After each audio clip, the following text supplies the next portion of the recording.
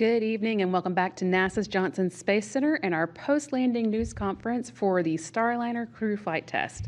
Starliner touched back down on Earth today or to yesterday, depending on where you're watching from, at 11:01 p.m. Central Time or 1 minute after midnight Eastern Time. Here today to discuss the mission with you and wrap it up, we've got Joel Montalbano, Deputy Associate Administrator for Space Operations Mission Directorate at NASA headquarters in Washington. Steve Stich, the manager for the Commercial Crew Program from NASA Kennedy Space Center in Florida, and Dana Weigel, the manager for the International Space Station Program here at NASA Johnson. I'll let them each make some opening remarks, and then we'll open up the floor for question. If you do have a question, you can on the phone bridge, you can press *1 to let us know. Let's start with Joel. Well, first of all, thank you for joining us, for those here in the room and for those online. As was said, NASA and Boeing safely returned the Starliner spacecraft just after 11 p.m. Central Time to the White Sands Space Harbor in New Mexico after spending approximately 3 months attached to the International Space Station. It's great to have the Starliner home. A safe and successful landing was exactly what we wanted. It was uncrewed. Everybody see the systems work is exactly what we wanted. It's important to remember this was a test mission, right? This mission. The team spent a lot of time understanding the board, doing additional testing out at White Sands, doing analysis here. And I mean the team, the NASA team, the Boeing team, across the partnership, we work together to get this data and pull things. We did learn a lot. This was a bit of a crew, the Starliner on the Atlas V, and the procedures and the processes for that. On approach, some manual piloting. We had a successful docking, and we had 3 vehicles on board the International Space Station as we learned to operate with the systems and the crew and the interfaces there.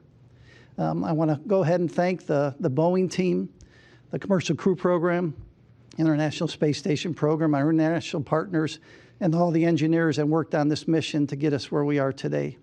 With that, I'll hand it over to Steve. Thank you. Yeah, thanks, Joel, and thanks for your interest in the Commercial Crew Program, and thanks for being here at a relatively late hour. It was a great day today to return Starliner. It was great to have a successful undock, deorbit, and landing of the vehicle. We're really excited to have Calypso back on the ground. Sonny told the ground team, "You've got this, bring Calypso back," and that's what they did tonight. I am thrilled for our Boeing team and all of our colleagues that worked this mission across the country. On the NASA team and the Boeing team. They've put a lot of heart and soul into this mission over many years, and it's a testament to those people that we got the vehicle back safely today. I can tell you that CFT is very personal to our team and to a lot of the people that worked on the mission, and it represents a tremendous honor to bring the vehicle back, to achieve a lot of test objectives today when we brought the vehicle back, and then really pave the way for future Starliner missions. I'm happy to report Starliner did really well today in the undock, the orbit, and landing sequence. We used the NASA docking system for the second time on the mission to undock from the space station. That system performed really well. It's a derivative system will be used for Orion down the road, so it was good to pave the way for Orion as well.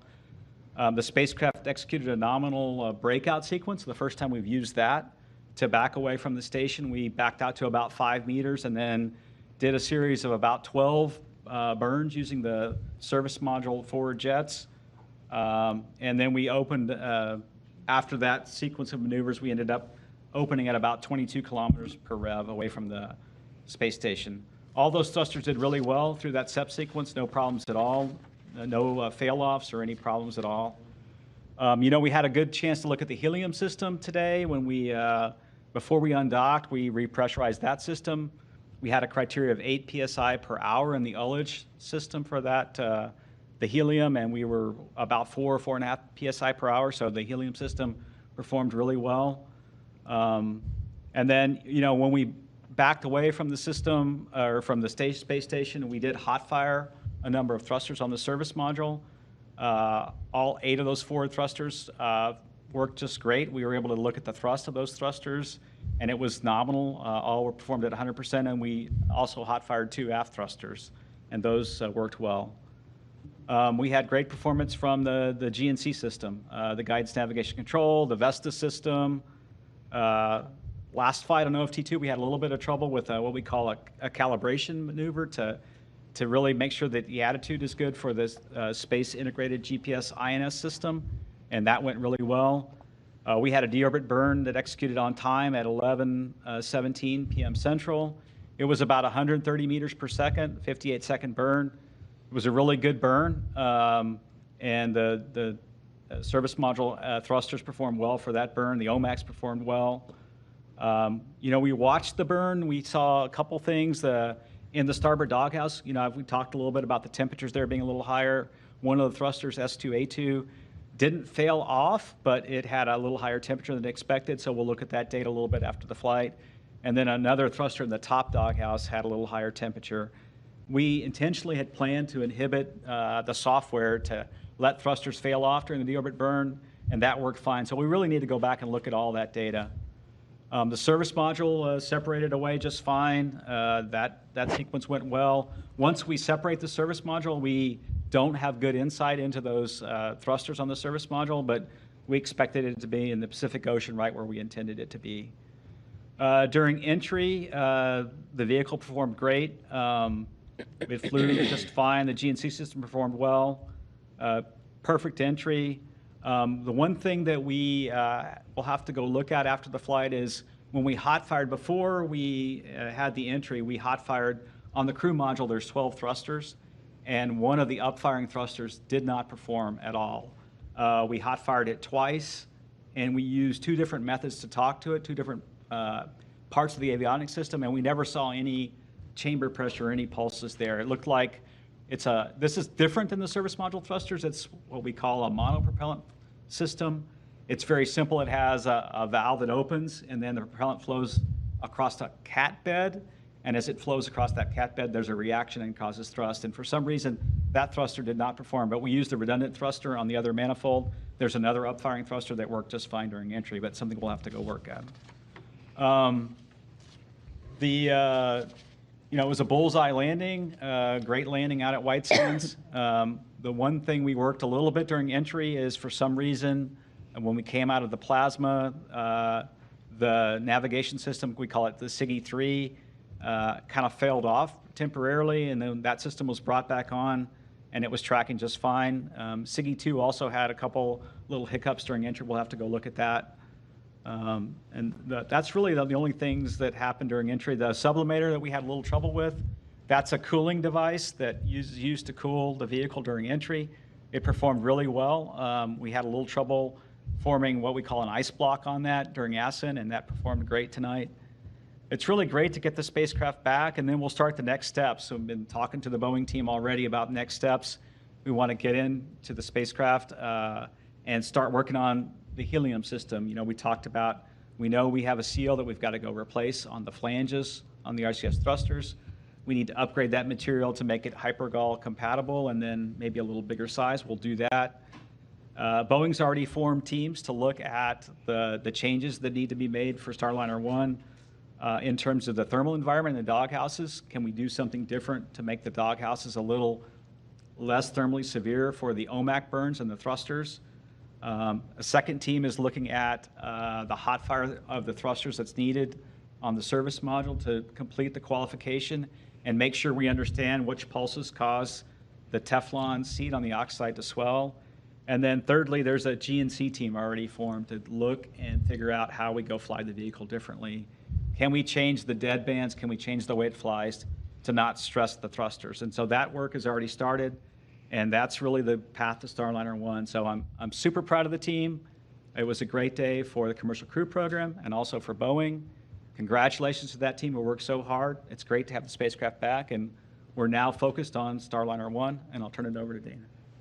Thank you very much, Steve. And thank you all for being here with us at this very late hour and for your interest in the undocking of the Starliner from the International Space Station and its successful landing. I want to congratulate the Boeing team. They did a fantastic job with the operations this evening. They had to make a number of changes to the plan in short order. There were a lot of differences between the crewed and the uncrewed mission, including, as Steve talked about, the differences in the departure sequence. fantastic job executing that. After Starliner undocked from the Harmony or Node 2 forward port, it backed away and then executed a series of breakout burns. It went up, over, and behind ISS. The crew was watching it until it was out of view, but then they came back and they watched the re-entry and the deorbit. In fact, they got some really neat views of the Starliner streaking through the atmosphere using some of the station video cameras on board. Pretty neat to see. The rest of the month in front of us on board station is really busy. I know I've talked to you about this before, but just as a reminder, next week we've got the Soyuz crew exchange with the launch of the 73 Soyuz on September 11th, bringing up NASA astronaut Don Pettit. And then we're returning NASA astronaut Tracy Dyson on the 72S Soyuz when that comes home. At the end of the month, we'll bring up Crew 9, do a handover between Crew 8, Crew 9, and then bring the Crew 8 vehicle home. I do want to express my sincerest appreciation for the team. They worked tirelessly over the whole summer. You know, we had the Starliner on board station for months. Most folks were working nights, weekends. They did an excellent job. The proof is in getting the vehicle safely home today. I know we've got a lot of things that we learned on the mission. We've got work in front of us, but I know that we've got the right teams in place to tackle these challenges and help us fly our future Starliner missions. And with that, I will hand it back over to Brandy. All right, thank you. Okay, so we're going to start with questions here in the room, then we'll take them from the phone bridge. Reminder, if you're joining us by phone, let us know you have a question by pressing *1. And if your question gets answered and you want to withdraw it, you can press *2 to get out of the queue. But let's start here in the room. How about Eric? Hi, Eric Berg with Ars Technica. Thanks for the great show tonight. That was really a stunning reentry. I wanted to ask about the arc of the Commercial Crew Program. I was going to ask both Boeing and NASA, but I guess they didn't show up for some reason. But anyway, it's been a decade since the CCT CAP awards were given out. I had to go look up that acronym. I'd forgotten it. It was a big experiment in fixed price contracts and human spaceflight. And so I'm just wondering, a decade later, and literally it's been a decade, after all that's happened with Dragon, with Boeing, with the delays, and now with this mission, just to get a sense of you from NASA, is the experiment a success, and kind of what is the future of human spaceflight with this commercial approach? I'll start, from a commercial standpoint. We have 2 crew vehicles, the Dragon, Starliner, now obviously some work that we need to do on Starliner. We have commercial vehicles with cargo vehicles in the Dragon and the Northrop Grumman Cygnus. We have the Dream Chaser that's coming up next year. And so is it slower than what we expected? Absolutely, right? It is slower, but we're making progress. And to me, we are learning. Every time we have a mission, we learn something. That gets passed on. We're sharing things across the commercial world. You saw, last year, I'll say, Blue Origin had that parachute anomaly, and the teams all got together and shared across the different companies, what they learned. And to me, that's what this program is helping out. It's sharing the expertise of flying in space. And I'll let Steve and Dana add. Yeah, I think that's an interesting retrospective way to look at things, Eric. The fact that here we are 10 years into the program, and how are we doing? I would say we've done a great job at fielding 2 transportation systems in fairly record time. If you look at our development programs these days within NASA, Commercial Crew has done an amazing feat of getting to 2 crewed vehicles in 10 years, and really, in the last 4 years, bringing along online Dragon, Crew Dragon, and then also now Starliner. The unique thing that we're doing as well is sort of fostering this market in low Earth orbit. We already see SpaceX flying non-NASA flights. They have one that they're trying to get off the ground, Polaris Dawn. They flew Inspiration 4. They've flown a number of PAM missions. They've got another PAM mission coming up in the middle of next year. So you're starting to see that market get fostered in non-NASA missions, which was what we want. And then if you really think about our vehicles and what we really want to do, space station's a great vehicle. It's an awesome place. But at some point, the space station is going to need to be retired. And so we're preparing vehicles right now to be there in the future for these commercial LEO destinations as well. So I think it's been an interesting, as you said, and when we started, it was kind of an experiment on the heels of cargo. But now we're starting to see, the benefits of the investments by both NASA and our partners. And that's the one thing that's different about our program is there's investment from both the NASA side and also, in my case, SpaceX and Boeing to make the vehicles safe and successful. All right. Mark? Oh, thank you. Mark Carreau with Aviation Week in Space Technology. How long would you sort of estimate that it will take the Commercial Crew Program, space station partnering or whatever to sort of assess this flight and what steps need to follow, just kind of to make a full report that you're all satisfied with that lay out steps ahead? Yeah, I think the timeline is a little bit,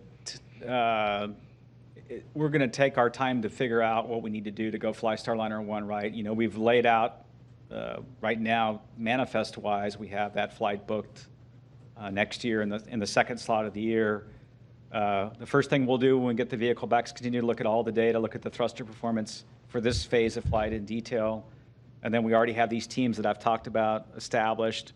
They're going to start meeting weekly on looking at the design changes required in the helium system to eliminate the leaks. And then can we fly the vehicle different? Can we change the thermal in the doghouses? What testing do we need at White Sands? It'll take a little time to lay that out and then get into the testing. And then, I think we'll see where we're at in another month or so, and then we'll have a little bit better idea of what the overall schedule will be. Okay. Gina, go ahead. Gina Sinceri, ABC News. I'm not sure who wants this, but we heard a lot about the problems, but what about Starliner's performance particularly impressed you or surprised you in a positive fashion? Yeah, I would say not a surprise, but if I just look at the 3 flights we've flown, OFT-1, OFT-2, and CFT, the Starliner performance and executing the entry phase has been just about flawless, other than the problem we see with the SIGI when it comes out of the plasma a little bit. It has a little trouble acquiring in one of the receivers, it seems. But if I look at the way the vehicle flies, the thruster performance, hitting the target at the landing site, the parachute deploys, separating the forward heat shield, and getting the drogue parachutes out, stabilizing the vehicle, then putting the main parachutes out, and then separating the heat shield, which is a complicated separation, and deploying the airbags. The third time now we've landed a capsule in the U.S. on land. The entry in particular has been darn near flawless. So that, I wouldn't say it surprised me, but as I step back and think about the mission, the entry itself was just, and the orbit burn was spot on. Okay, why don't we go to the phone bridge next? We will start with Marcia Dunn with the Associated Press. Yes, hi.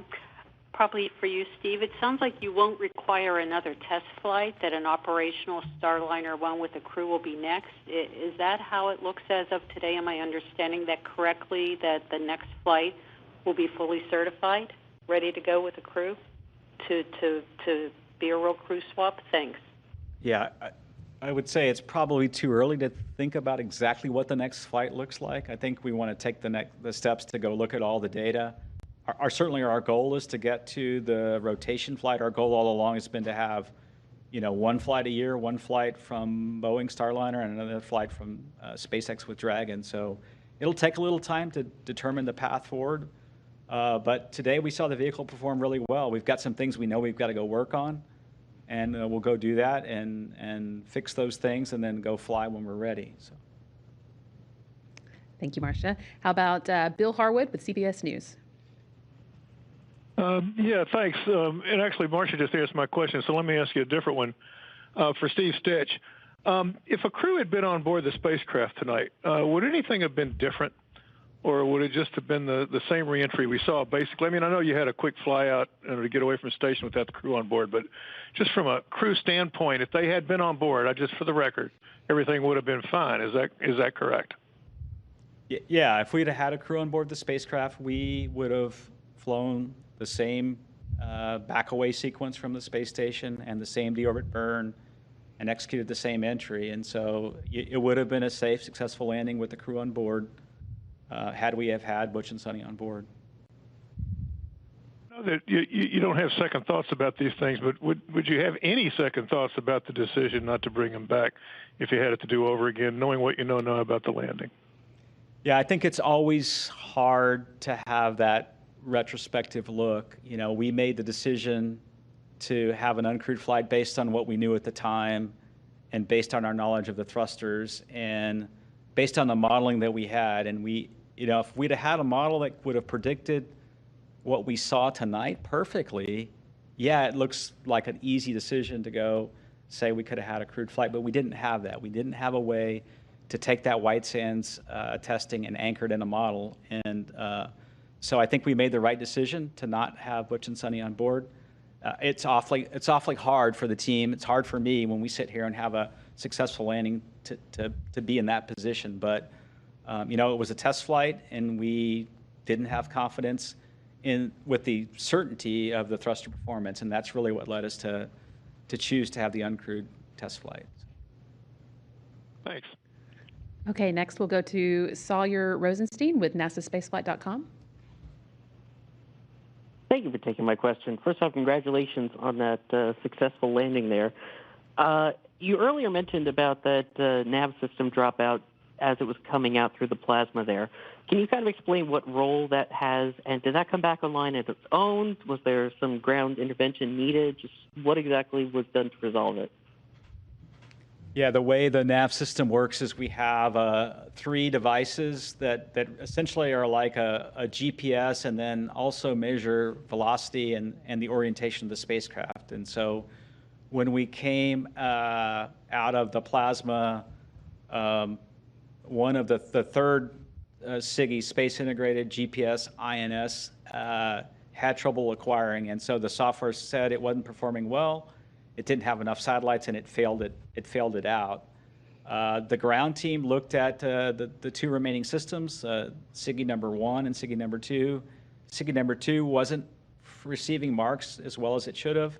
They analyzed SIGI number 3, did a great job looking at that, and then brought that back into the nav set. And so we had 3 essentially GPSs, and then protected for if number 2 would have been completely bad. So the team did a great job. I think we just need to look at, you know, do we need to allow a little bit more time for the GPS to acquire on the backside of the blackout? And the flight control team, again, did a great job recovering that GPS. Thank you. Let's go now to Will Robinson-Smith with Spaceflight Now. Yes, hi. Thanks for taking the time to speak with us after a good landing. Follow up on Mark Harrow's question about timeline, but in a slightly different way. When do you expect that Calypso will arrive back at the Kennedy Space Center, and what's the immediate work that will need to be done once it arrives here? Thanks. Yeah, don't have the exact timeline. It usually takes a couple of weeks to get it back. One of the first things that happens when it comes back is a lot of the data that we get on board the spacecraft goes through the tracking data relay satellite to the ground, and we can see that telemetry in real time. But there's also recorded data on board. For the test flight, we have a number of sensors across the systems that record data. We'll want to downlink all that high rate data and take a look at that data. And then really it's a series of analyzing all the data from the entry, the undocking, and the deorbit across all the systems on the vehicle to just see if there's anything that was off nominal. We'll study the data at a little higher rate. So, you know, it'll take a couple weeks to get it back and a week or so to get the data off the spacecraft. Okay, thank you. Robert Perlman with Collect Space. Thank you. when Apollo 13 safely landed, NASA described the mission as a successful failure. Is that how you would label the outcome of this flight, given that Starliner's landing was safe and successful, but it failed to bring the crew home? Joel, I would not call it a successful failure. We knew going in this was going to be a test mission. We learned a lot. The teams worked together, both the Boeing and the NASA team, to understand the systems of the spacecraft and how they operated. The team worked together at White Sands to understand the analysis that was done. You know, on the test mission, things don't always go as you planned. And so we were prepared. The fact that this vehicle is home, we're very happy to have the vehicle home. To me, a success. You know, clearly we got some work to do. The teams will understand that work and move forward. And if you just look at mission objectives, you know, we think we've probably got 85 to 90% of the mission objectives. We dock with the space station. We stayed docked for 3 months, as Joel said. There's a lot of learning that happens in that 3 months that is invaluable for an increment mission. We did a half of an increment, essentially, having the vehicle there, understanding how to work. The Starliner team worked with the ISS team, analyzing the data for those 3 months. So in some ways, the mission overachieved some objectives in terms of being there for extra time. Not having the crew on board, obviously, there's some things that we lack in terms of Butch and Sunny's test pilot expertise at how the vehicle performed, what they saw in the cockpit. We won't have that data, but we still have the wealth of data from the spacecraft itself. And so that will go toward the mission objectives and the certification of the vehicle. Thank you. Stephen Clark from Ars Technica. Hi, good morning. Thanks for taking my question. A couple ones, if I could. Steve Stich, you mentioned a couple of the thrusters on the starboard and top doghouse got a little warm during the deorbit burn sequence, I believe. You said you inhibited some of the limits to prevent them from failing off during that deorbit burn. If those normal limits had been in place, would those thrusters have been deselected at the temperatures they reached? And also, since no one from Boeing is there, Steve, I'll ask you this. What's the kind of the state of the service module for Starliner 1? Is it fully assembled? Do you have to start taking it apart to get to these seals that you may need to replace and any other hardware changes you might need to make before that mission? Thanks. Yeah, let's see. Relative to the temperatures getting a little high, I don't have the data with me to see whether it would have failed off or not had the software been enabled. We intentionally had planned to fly the flight with the software inhibited even before the thruster problems. We had seen some overheating of some other parts of the thrusters in previous flights, and so we wanted to go ahead and have that flight detection or fault detection system inhibited for the deorbit burn. So I'm not quite sure I can answer the question whether they would have failed off. And then relative to the service module for Starliner 1, it's in the middle of being built. We'll get to a point where we have assembled the doghouses at some level, and then we'll have to stop and wait to see what the design changes are. Do we remove some of the thermal blankets inside those doghouses? Do we make some changes to make it a little cooler when we fire the OMAX and also the RCS thrusters? So it is in a state of build and undergoing the final build process, but we'll hold for the final doghouse assembly until we understand the design changes. Thank you. Apologies if I mispronounced this, but Isam Ahmed from AFP. Yes, hi, thanks. Yeah, just to follow up on a couple of questions from before. Is there an actual chance that the next flight could indeed be crewed without requiring another uncrewed test? And is Boeing pushing for that, or have they spoken to you about that at all? And just wondering why they're not on the call. Thank you. Let's see. We'll start from the end there. We did talk to Boeing before this. They deferred to NASA to represent the mission. I will tell you that Boeing has critical work that they do for NASA in the International Space Station program, the Commercial Crew Program, and the Space Launch Systems program. And their work is critical to our success, and we fully expect Boeing to continue all three of those programs. And I think, relative to getting to our final capability of having a certified vehicle and having a capability to do the rotation missions with space station, I think both Boeing and NASA share that goal. We would both like to get there. I think we just need a little time to lay out the plan and look at what testing is required and look at how can we validate that testing in flight, and then what would be the risk with proceeding once we understand the design changes. So we just need a little time to work through that. Okay. Let's go next to Jackie Goddard with Times of London. Hello, thank you. Yeah, just following up on that last question, we're not getting straight answer to why aren't Boeing here? I know you all want to be diplomatic, but can you kind of give us an open, honest assessment of, is there a kind of healing process that now lies ahead? This kind of should be a sort of moment of celebration, but we don't have the Boeing folks here at the table. There's no explanation why. It doesn't appear that there's joyful unity, if there is. How do you folks fix the rift? Is there a rift? Is there damage being done to the relationship? Thank you. Okay, so I'll answer again. We talked to Boeing. They said, hey, we'd like NASA to take the press brief. They deferred to us to talk the mission. I can tell you that the three of us have all talked to the Boeing managers after the landing. The Boeing managers came into the control room and congratulated the team, talked to the NASA team. And so Boeing is committed to continue their work with us. And I think, from a human perspective, all of us feel happy about the successful landing, but then there's a piece of us, all of us, that we wish it would have been the way we had planned it. We had planned to have the mission land with Butch and Sunny on board. I think there's, depending on who you are on the team, different emotions associated with that. And, I think it's going to take a little time to work through that. For me, a little bit, and then for everybody else on the Boeing and NASA team. So. Okay, next up we have Micah Maidenberg from Wall Street Journal.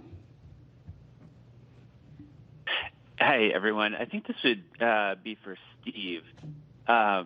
Steve, closing the mission, I think, unlocks a milestone payment for Boeing.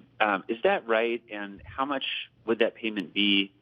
And would Boeing get all of any payment, because Starliner came back uncrewed and I think, as you mentioned a couple of minutes ago, got to 85 or 90% of the objectives for the flight? Thanks. Yeah, so there are a couple milestones out there relative to ops readiness that we'll have to assess, and then certification is the big one. That's the big one that's coming up. And we're working toward that. We'll have to look at, relative to the systems that need to be changed, what does that mean for certification? There were some changes to the vehicle that we talked about pre-flight, that there's some changes to the suits that are going to happen, changes to the seats that affect certification. And then obviously another aspect that has to happen for certification is we need the vehicle to go to both Node 2 forward and Zenith port. And those are all wrapped up in certification. So we're in the process right now of laying all that work out in terms of what we had planned to do, and then obviously what the changes are, and then we'll assess that milestone when it's the right time. Okay, next we'll hear from Marcia Smith with Space Policy Online.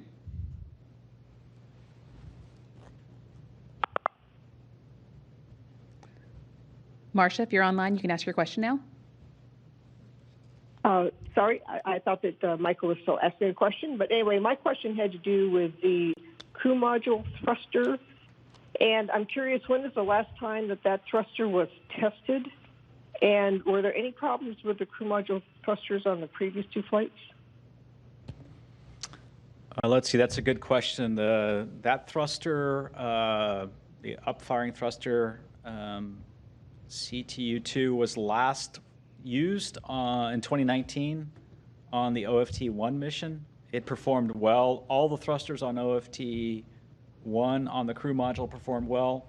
We did have one thruster that was deselected by the software on OFT-2. This was the crew module thruster.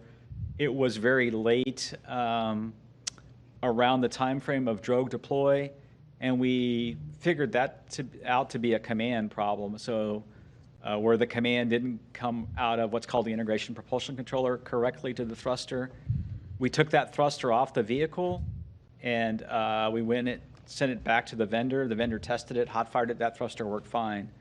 This thruster today looked different, I would say.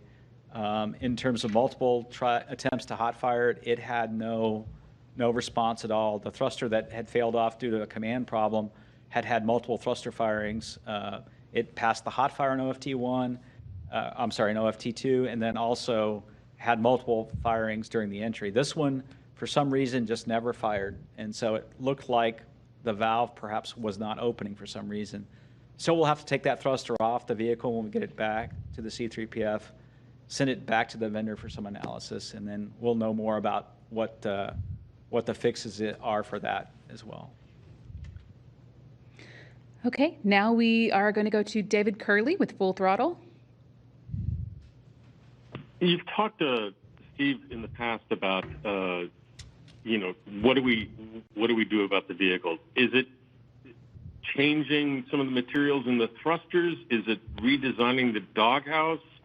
I know you have a lot to learn still, and so does Boeing, but how much work do you think is actually ahead? Is it just using a computer to tell the thrusters to fire in a certain way as you did on reentry today to change their performance? What do you actually think you'll have to do?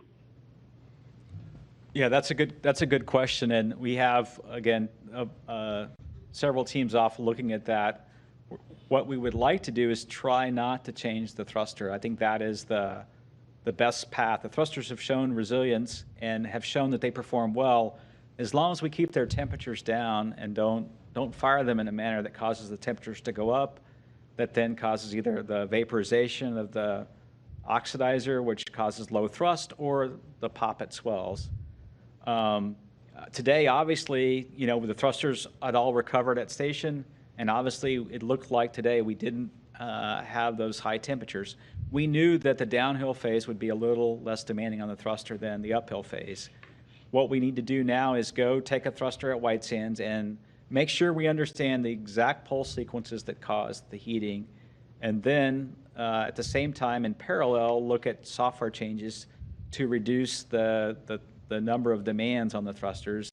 And then in parallel with that, look at the doghouses and see if we can, again, they're trapping a bunch of heat. We know that when we fire the thrusters, the doghouses are trapping heat. Can we go make some changes to the blankets and the inside of the doghouses to keep the thrusters cooler? So it's really 3 different thrusts, I would say. Okay, next up we have Jonathan Woods with Working Tins. Hey, thanks for your time this morning. Reflecting back on the question that was asked about the successful failure with Apollo 13, if we think back about 2020 when Crew Dragon Demo 2 launched, I think the most significant issue that we faced during that mission was launch scrub due to thunderstorms during it was Tropical Storm Bertha.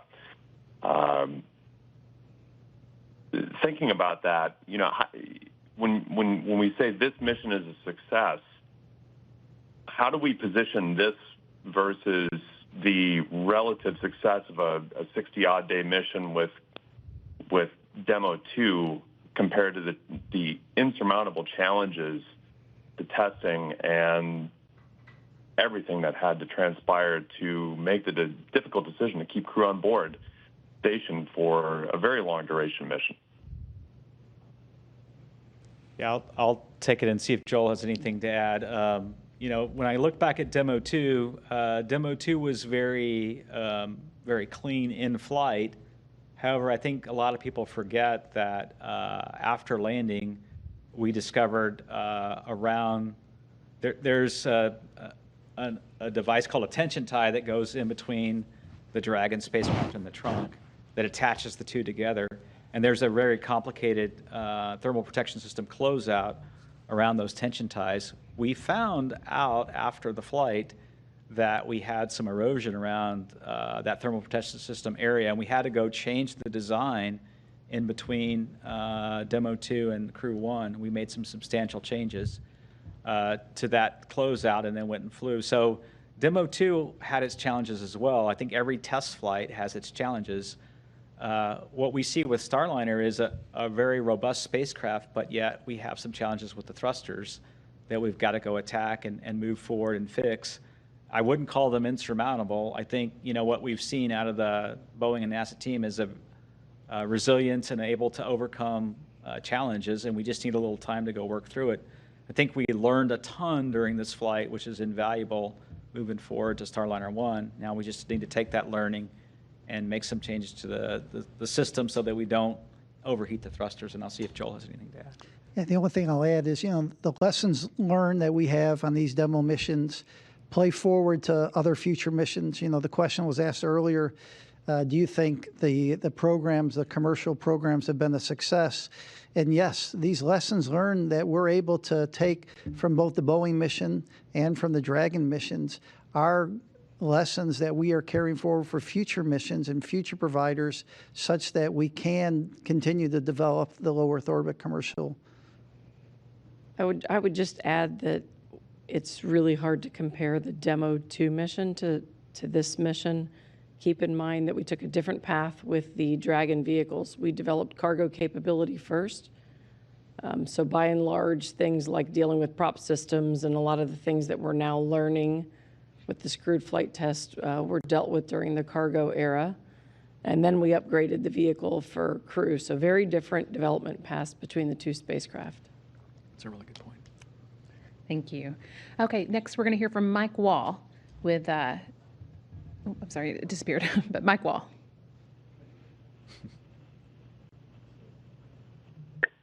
Yeah, hi. I'm with Space.com, actually. Thank you for taking my question. I just wanted to say, first of all, congratulations on a successful landing. And second, I was just wondering if you heard anything more from Butch and Sunny, just kind of how they're feeling today, what their reactions were to the landing, and just how they're feeling about, the next few months that they'll be spending on orbit. Thanks. I haven't spoken to them today. Obviously, today was really busy. They were on board doing a lot of work for us. They did wish the vehicle well and best wishes for the landing. And of course, they watched it the whole evening. So no updates from what I reported before. After station's always busy. I know I always tell you guys that, but after Starliner departed, they were off working on other activities for us. So right away, they jumped into some other work. So no other updates from what I've reported to you previously. Okay, and we've got one more question on the phone bridge from Sophie Sanchez with Cosmic Chicago. Hi, thank you for taking my call. I had a question about the failed thrusters that were mentioned. Was the redundant thruster that you mentioned part of the same system? And just a hypothetical question, I guess, if that had failed, what would have been next, and what could have happened if they both failed? Thank you. Yeah, we did have a redundant thruster available on the crew module to do the function that we needed. We did need that thruster to work during all of entry, so I wouldn't say all of entry, but through the highest part of entry to a certain phase. If that thruster would have failed, it would have been acceptable. But once we got off the separated from the service module, we no longer have those thrusters. So the one remaining upfiring thruster worked just fine. We'll go back and understand what happened with the CTU-2 thruster that failed, and we'll go solve that problem and move forward. Okay, we did have one more question come in from Kenneth Chang with the New York Times. Yeah, hi, thank you. This is for Steve Stich. So during this news conference, you've outlined a bunch of work that you need to do, especially with the thrusters and the dog houses. In the past, you've also mentioned that it's really hard to test the dog houses on the ground because getting the whole system to mimic what you see in space. How will you be able to get enough data through simulations and through testing that you have the confidence for Starliner 1 without flying another test flight? Yeah, that's a great question. We're going to take the data from this flight and work to build models on the ground, and then we're also going to look at, is there a way to test what I would call an integrated doghouse on the ground in a vacuum chamber. We've got some ideas on maybe how to do that. At White Sands, we'll put a team together to see if we can actually put it in a chamber and fire the OMAX and the other thrusters and get that data in that environment, and then extrapolate that data to the orbit vehicle. So there may be a way. We just need a little bit of time to work through that. Right. Well, I think that is our last question, so we will wrap up there. Thank you so much to our briefers for sticking with us through a late night. We really appreciate it. And thanks to all of you for following along with Starliner's test flight. We appreciate that as well. Please continue to stay tuned next week, Wednesday morning at 10:15 a.m. Central, 11:15 a.m. Eastern Time. We're going to be having the coverage of the Soyuz MS-26 launch, carrying NASA astronaut Don Pettit and his cosmonaut crewmates Alexei Ovchinin and Ivan Wagner to the International Space Station. So more to come in space. Please stick with us, and we appreciate your coverage. Thanks so much.